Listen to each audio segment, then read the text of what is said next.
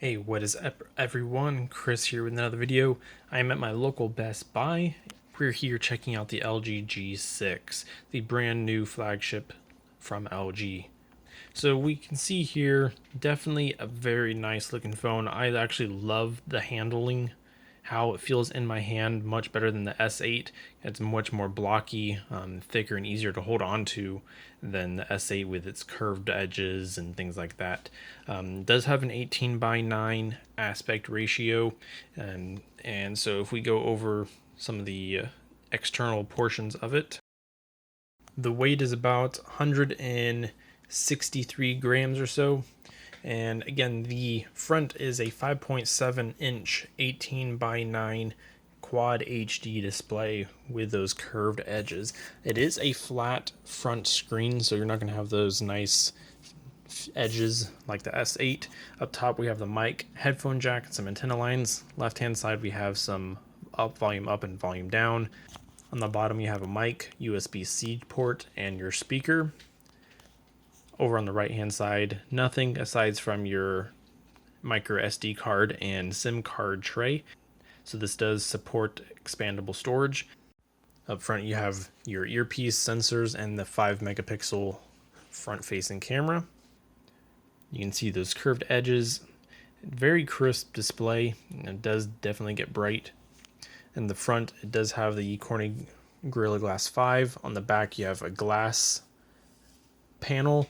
You have your power fingerprint scanner button and also your dual rear cameras, which are 13 megapixel sensors. One is a regular angle lens and the other is a wide angle, so you're going to be able to get much more in your shot pretty much. So the back is glass. It has a metal type look to it. So here is the normal angled sensor, and then if we switch over to the wide angle given by the little icons on the side, you'll be able to see just how much more you get in the shot. So if we see here, we can get all of that in the camera using the volume button for the shutter. Compared next to the S8, it is shorter. This is the S8 Plus. The S8 versus the LG G6, they weigh almost similar, but of course the S8 has that much more attractive design. I would have liked to have seen a front-facing speaker compared to a bottom firing that is on the LG G6. So overall, the OS is LG's take on Nougat. I haven't used LG devices in quite a long time, since the G2, and we can see here 7.0 with a March security patch. It is running the Snapdragon 821 processor with either 32 or 64 gigs of storage and 4 gigs of RAM. I would have liked to have seen a Snapdragon 835 like the S8. In my opinion, the G6 is already kind of behind in the sense of specs. Now, another thing to add is that this is waterproof, so that is great. It is dust and water resistant, IP68 certified. You do have the scaling options in the settings, so if an app is not designed for an 18:9 aspect ratio, you can adjust it and make it fit better. You have your comfort control for live display for at night, so that's nice to see here. All your usual settings, being able to change your back, your navigation bar settings, location, and arrangement of different icons. It's not as customizable as the S8, where the S8 you can change the color, things like that. Unfortunately, you can't do that here. The power button is on the back like you would expect, so it's kind of weird to get used to. There's no power button on the side.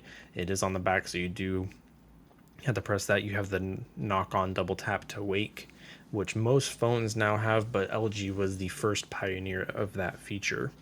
But I can definitely say, compared to the G5, the button itself is definitely more responsive. It doesn't feel cheap, and it doesn't take very much to press it either. I'm not sure if that's going to be a good thing or a bad thing, especially if it's in your pocket or something like that. but it doesn't take much effort to press down the button. You can see very white UI elements here in the LG's take on Nougat. Overall, I really like the design better than the S8. I am able to hold it much easier in the hand. I don't feel like it's going to slip out. Everything is just very fast, opening, navigating the UI and the phone itself, as you would expect on a flagship nowadays. But I really appreciate you guys for watching. If you guys have any questions, feel free to leave any comments down below. I will do my best to answer them, and I may even do a follow-up video if you guys seem fit. Thanks again, subscribe, and I'll see you on the next one.